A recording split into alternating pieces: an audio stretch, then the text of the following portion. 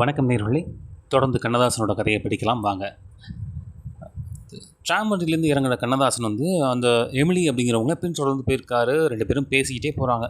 ஏதோ ரொம்ப வருஷம் பழக்கம் உள்ளவங்க மாதிரியே 2 பேரும் பேசிட்டு போயிருக்காங்க. அப்படியே 2 பேரும் பேசிட்டு போய் கடற்கரையில் உட்காரும்போது கண்ணதாசனுக்கு ஒரு சந்தேகம். என்ன அப்படின்னா, ஒரு பெண்ணும் ஆணும் சந்திச்சுக்கிட்டு உடனடியாக பழகிறது அப்படிங்கிறது இவர் படத்தில் தான் பார்த்துருக்காரு. நேரில் இவரே அதை அனுபவிக்கும்போது அவருக்கு உள்ளூர ஒரு சந்தேகம் இருந்துச்சு. சரி, அதை அவங்கள்ட்ட கேட்டுருவோன்னு, ஏன் என்னை பார்த்து உங்களுக்கு பேசணும்னு தோணியிருக்கு அப்படின்னு சொல்லிட்டு டைரெக்டாகவே கேட்டார்.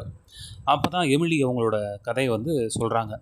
தனக்கு ஒரு சகோதரர் இருந்ததாகவும் அவர் வந்து கண்ணதாசனை போல இருந்ததாகவும், அவர் 2 வாரத்துக்கு முன்னாடி தான் இறந்து போனதால் வருத்தத்தில் உட்காரும்போது திடீர்னு கண்ணதாசனை பார்க்கும்போது அவரோட சாயல் இருந்ததுனால பேசணும்னு தோணுச்சு அப்படிங்கிற மாதிரி சொல்லியிருக்காங்க.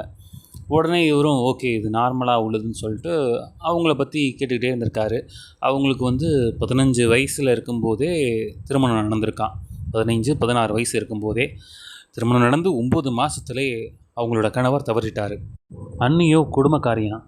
அதனால் அண்ணன்ட்ட சொல்லி அவங்களோட சொந்தக்காரங்க மூலிமா சென்னையில் வந்து ராணிமேரி கல்லூரியில் படிச்சுக்கிட்டு இருக்கதா தன்னோட கதையை சொல்லியிருக்காங்க. கண்ணதாசனுக்கு வந்து எப்படி ஆறுதல் சொல்கிறதுன்னு தெரில. ஏன்னா ஒரு 16 வயசு தான் அவருக்கு. அவங்களுக்கு ஒரு 18 வயசு இருக்குன்னு வச்சுக்கிங்களேன். 2 பேருக்குள்ளேயுமே ஒரு அனாதை, நமக்கு நாம் தானே ஆறுதலாக இருக்கணும் அப்படிங்கிற மாதிரி ஒரு இது இருந்திருக்கு. தன்னால் முடிஞ்சதை கண்ணதாசன் சொல்லியிருக்காரு. அதுலேருந்து அவங்க 2 பேரும் வந்துட்டு பழக ஆரம்பிக்கிறாங்க.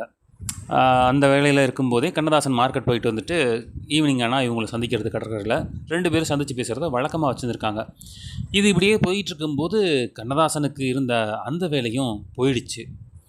அதுக்கப்புறம் என்னடா பண்ணுறது அப்படிங்கிற மாதிரி யோசிச்சுக்கிட்டு இவங்கள்ட்ட வந்து வேதனையோடு இதெல்லாம் சொல்லியிருக்காரு. இதுக்கப்புறம் என்ன நடந்திருக்கும் அப்படிங்கிறத அடுத்த பதிவில் சொல்கிறேன். தொடர்ந்து ஆதரவு தாங்க.